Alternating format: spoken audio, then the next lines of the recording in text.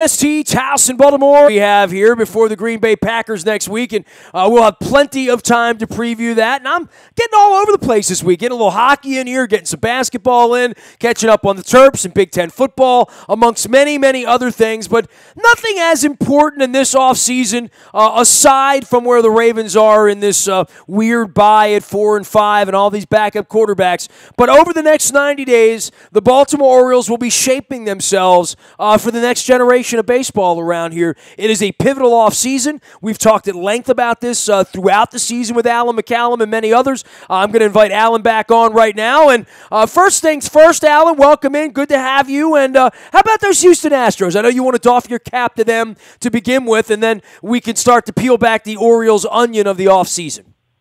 Hey, Ness. It's good to talk to you as always.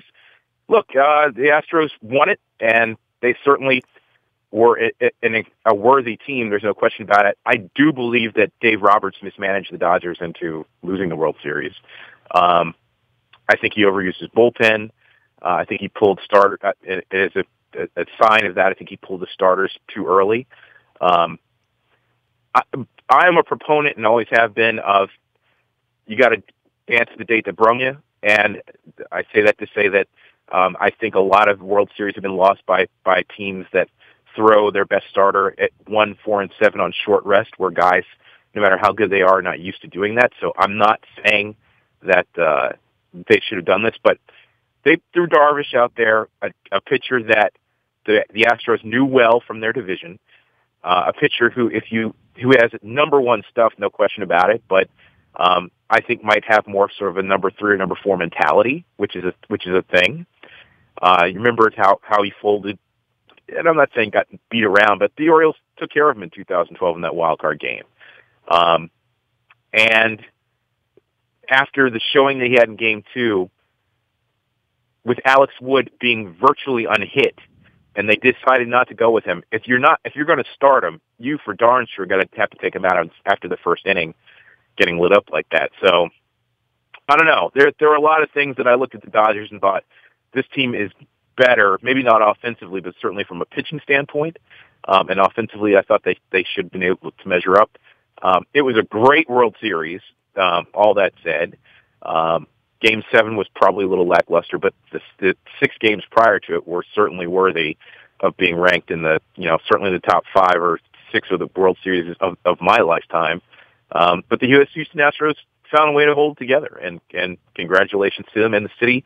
And the city certainly needed positive celebration after all they've been through for the last several months. So certainly congratulations to them. At least the Yankees didn't win, right? And the Dodgers didn't win either. And they will both have plenty of money to spend next year and reload. And, I don't know whether the Astros are sort of that flash in the pan Royals thing. And, maybe they'll fade back. And certainly Verlander was a big part of that. Altuve was a big part of that. They have young players coming. But for our offseason here in Baltimore and where it is, I don't know that we're really measuring ourselves against the Astros or the Dodgers. It really is about the Yankees and the Red Sox moving forward. And since the last time you and I have talked, there's been a change in that department in New York and Boston and Philadelphia and Washington. And, this whole managerial carousel in the offseason has been fascinating to me amongst winning teams, and specifically the Yankees and the Red Sox, who have jettisoned successful managers. It is truly a bizarre season in baseball when no manager gets fired during the regular season, and then 3 of the playoff managers get fired right after their run. John Farrell, who had won a World Series, Joe Girardi, who had won a World Series and been ultimately successful even with a changing of the guard, and captaining this young new generation of Yankees to the postseason and going deeper than anybody would have expected. And Dusty Baker, who after the utter failure of Matt Williams with the Nats, all he did was, win their division by leaps and bounds, which really honestly wasn't that hard to do. But, the failures of Dusty Baker, and I know people can question his decisions in the postseason. That's a worthy discussion. But as I've said before, all that man has done is win, and I think he gets the short end of the stick. So it's been truly bizarre to see this happen. But, there's a lot of discussion, and it certainly sounds like a sound reason to me that the game has changed in the sense that power does not rest in the hands of the manager on the field anymore. That general managers not only want to build the team, but they want to make the lineup. It's sort of the reverse of the NFL and the the whole discussion that if I'm going to make the meal, I want to pick the ingredients. And now in baseball, it's if I'm going to pick the ingredients, then I want to stir the pot as well. Well, we saw this come with Moneyball a decade ago, right? I mean, this was the direction the game was going in, being run from up above, right? Right. Well, and Billy Beane was a decade or more ahead of his time because those things are catching up to the game now. And look, we saw it in Houston with the prior firings, and we've seen it in some other towns. But when you have the most successful managers at the highest level of the game lose their jobs because they don't do it the way that others want them to, that's a significant statement about where the game is right now.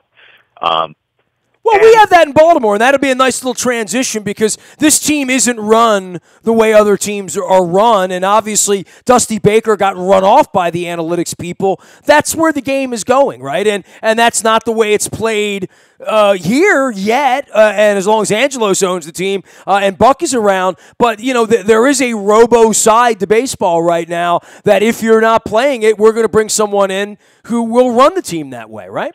Let me before I get to the Orioles, Dusty, people criticized him for playing Jason Worth, but I take you back to the end of the Matt Williams era where Matt Williams didn't play Jason Worth, and that was one of the significant things that cost him his job because of the stature he had in that clubhouse, along with Bryce Harper and Jonathan Papelbon trying to kill each other in the dugout, and the manager doesn't know. But so I mean, if you're Dusty Baker, you're in that moment, you're trying to win. Or go down with the club that the way the club respects it. I think it's a double-edged sword. He had no way to win. As far as the Orioles, Buck is probably one of the last managers who has that kind of cachet. I think at this point he's probably more highly respected than the general manager. I don't know how analytically dependent the Orioles front office is right now. I mean, Dan Duquette seems to have his own formula, and along with the analytics, he certainly has changed the way the 40-man roster is used. I think the way he managed his team, he general managed his team in 2012, was a likes which I hadn't seen before, and I think you see more teams moving to that. So that's certainly part of. I think he has his own formula. That said, and we've talked about analytics a lot, right? And I will say to you again, I'm not. I know Luke is big on analytics. I am not against analytics. I've never been against analytics. I'm against specific ones, like I think WAR is absolutely ridiculous. But what I think is that analytics are looked at with wrong interpretations at times, and it affects the way the game is played, sometimes positively, sometimes negatively. So, I mean, I believe in a mix of information. You can never have enough information, but I also believe that the eye test and, individual players have their own thing. How do you measure the guy that rises to the occasion in the clutch? I mean, there are numbers that attempt to do it, but they're not really good. The UZR for defense, I mean, anybody that pays attention to the game will tell you that they're still trying to perfect what that is. And would Cal have had a great zone rating as a shortstop? Probably not, but in his prime, he was the best in the game. So I'm not against analytics, but I also believe that you take them with a grain of salt, and someone who knows the game inside and out, and can see things that numbers might not be able to are worthy. Buck and Dan, I mean, we certainly heard the rumors and whispers about what their issues are, and it would seem to me that at this point management would side with Buck before Dan. So you have the kind of reverse right now. It seems to me Dan doesn't want to be here, right? I mean, right. Dan's just kind of waiting out his turn, and when it's over, right? Right, and ultimately, how long Buck stays here, I think, will be determined by this offseason. Will certainly play a part in it, I believe, and also whoever is the next Dan Duquette, what their power is, what their philosophy is, and how willing they are to work with Buck. Now, we've certainly heard the whole thing that Buck wants to move up into the general manager position, I guess to do some more along the lines of what he did with the Arizona Diamondbacks back in the day. I have no idea whether Buck is going to be a good general manager or not. Would I trust my entire organization moving over on that? Probably not. But he certainly has earned the right and the respect that if he wants to try it and that Dan Duquette leaves, and I think that's the best option. I mean, it would be hard to say you haven't earned the shot. He came here when this organization was at its literal worst, and if he was not the sole reason, and I believe Andy McPhail had a significant portion of turning this around, he certainly was as big an influence on the last 5 or 6 years of this organization, which have been largely positive, certainly by comparison to the 14 prior to it, than anything we could have hoped for at the time.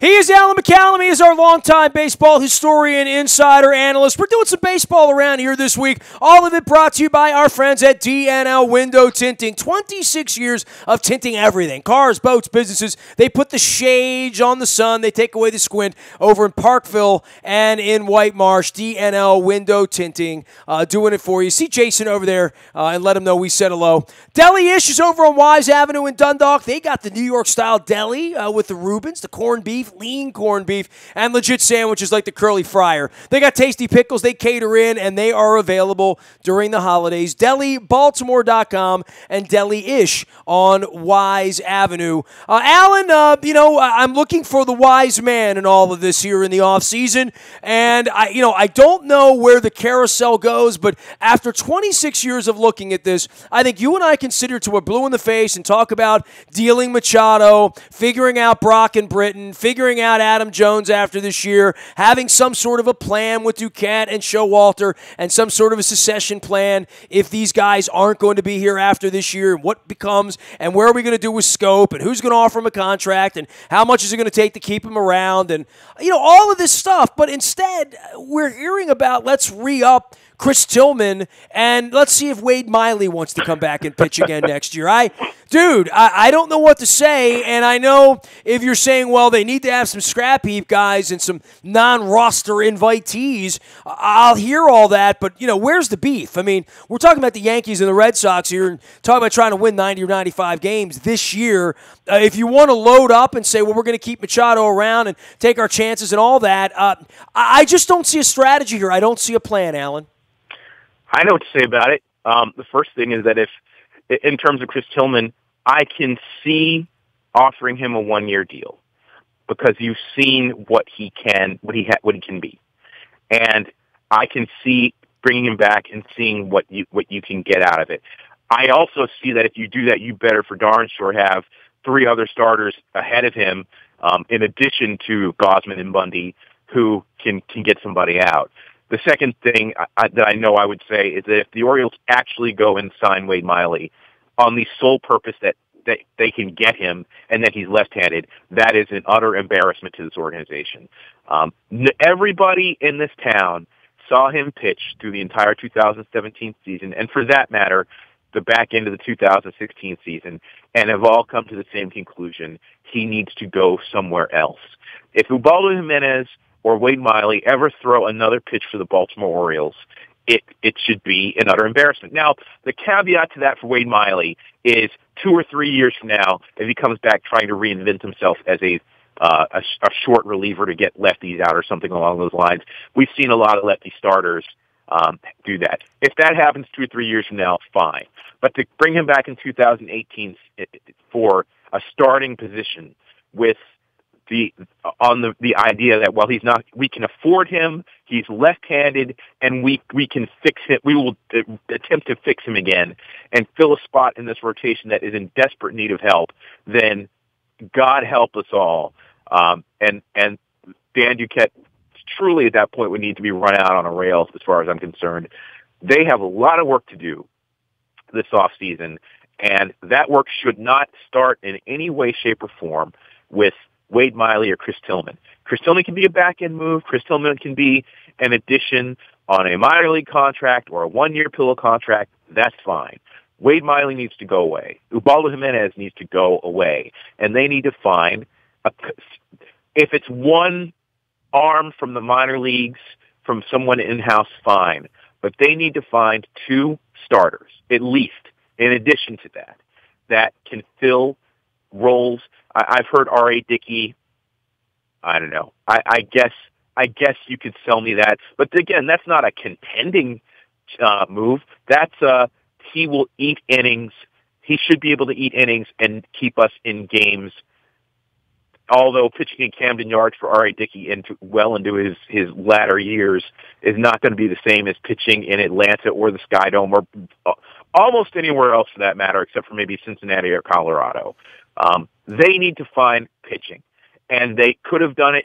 And where's that coming from? Throw a few names at me here. Seriously, like, what do you really expect to be in their rotation in March? I mean, that's the hard part for me. I mean, I know they don't want to invest a lot of money. I know they don't want to spend money on pitching. I know they're going to say Machado. And I think behind all of this, if you gave the old man the sniff test, it would be a lot about $300 million that may have to go, a check that has to get written down to the Nationals before all this is over with as well. I really do wonder what my own level of expectation, and one of the reasons I'm having you on this week, I've had Mark Messina on, having all the baseball people on, Luke and I are going back and forth, is I'm saying, all right, the season's over, the Astros won, we're about to enter free agency, here we go. What miracle do you want them to pull off here in signing players between now and April for a franchise that has no plan, that has a lame duck all-star in Adam Jones, a lame duck closer in Britton, a lame duck manager, a lame duck general manager.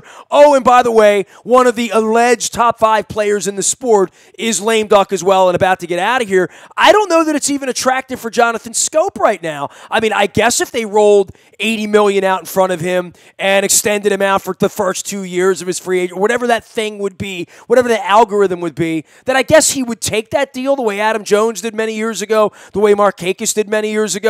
But I think he would scratch his head and say, "Now, where's the plan here? What are we doing? Who's going to be playing with me this time next year?" Right.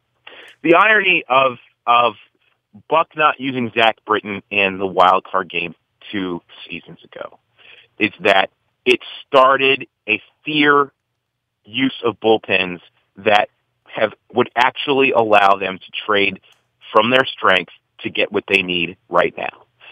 You look at the way bullpens were used in this postseason. I just talked about Dave Roberts overusing his. I mean, bullpens are, I've always believed in the time that we've been on the air that bullpens have become more prevalent and more important in the last 15 to 20 years than in prior times. And well, yeah, Jim Palmer going 8 1/3 every night, right? So that was part of it too. And nobody does that anymore. They tried to do it with Justin Verlander. He did it once to help them win the ALCS, but I mean, nobody does that anymore. So they've got Britton, who is probably diminished in value right now because he needs to prove that he's healthy again. They've got Brock, they've got Givens, they've got O'Day. O'Day at this point doesn't throw, never really threw hard and is older. But Brock, Givens, or Britton, you can get something for. Not as much as you could have gotten at the All-Star break or at the trade deadline at 17, but the way people use bullpens now and the way those guys performed, certainly I would say Brock might be the most valuable piece they have to trade right now.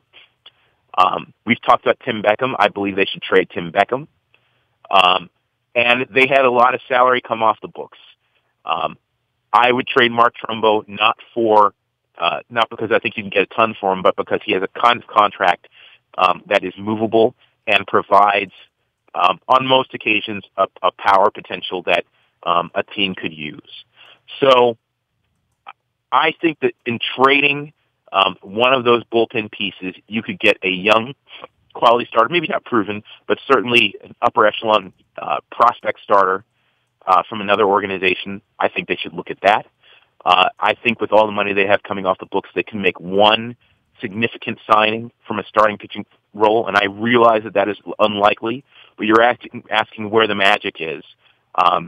They certainly have the money. I know you talk about them all the time not being a mid-market team. Well, they have the money, and they've had a lot of money come off the books, and they have a lineup that at this point is pretty cemented, with young guys trying to find spots to fight their way into the lineup down on the farm that might actually be able to help them.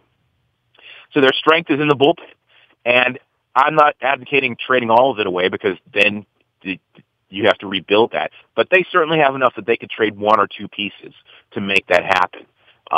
And just seeing the way the bullpens are being used to get to the postseason, everybody's going to want to be on board for that. The quality of the deal they make is up to them. I'm sorry, I don't believe that they couldn't find any deals worthy of trading for a Britton or a Brock at the trade deadline. And if they couldn't, well, the question is, who's entrusted with doing that? Who's empowered to do that at this point? Right. Dan Duquette's never. And look, I know you've beaten Duquette up in the offseason. I've beaten Duquette up in the offseason. You dude didn't even want to be here. I mean, he didn't even want the job, and I don't think that you want that guy making those decisions, being a guy who can't buy green bananas to be here to watch them bloom. That's one thing we've always had on the football side here, for better or worse with Ozzie, even during bye week, even though everybody wants him out the door and all this stuff, he's had to live with it, and everyone sort of knows when he drafts a guy, he's going to be here to see whether Brashad Perryman becomes a player or not. But here's the reality, Ness. Whether he wants to be here or not, to get the next job, he still has to do a good job. He's already done a good job, though, right? I mean, can't you eat off of like them being in the not that he was even the biggest part of all that. I mean, I'll give him Chen, I'll give him Gonzalez and that, but to me, this era was built by McPhail. I mean, and the end of it is really because of the lack of success of Duquette and Angelos at this point. When you got to throw Angelos in there. It's his money that's bringing in Chris Davis. I mean, I don't think Dan Duquette wanted to give Chris Davis that money. I think that when the Blue Jays offered him the president's job a couple of years ago, he was eating off of the success he had in 12, 13, 14. I don't know that he can eat off that now. I think that that's old news. And the current news about the Orioles is that for at least the last 3 seasons, their starting pitching's been pretty bad. Getting to the postseason in 2016 was a surprise. 2015 was a significant disappointment after being the best team that they had been in 20 years. In 2014, they came back with a dud. And 2017 was not only a disappointment, but when an opportunity presented itself for them to redesign themselves for the coming years, they completely passed on it. So, if you're looking at the resume of Dan Duquette at this point for the next job, it's not particularly impressive right now. So I think that I'm not telling you he wouldn't get another job anywhere, but remember, this guy had won a lot of games in Montreal and Boston and didn't get a job for a decade in the game. So, it can be pretty fickle. And he's not a young guy, and whether or not how much they use analytics, he's not associated with the young, smart, sort of new culture of analytic nerds in baseball. That's just not what his MO is. He is of the old school. He was a young guy who had sort of come up through the old school 20 years ago.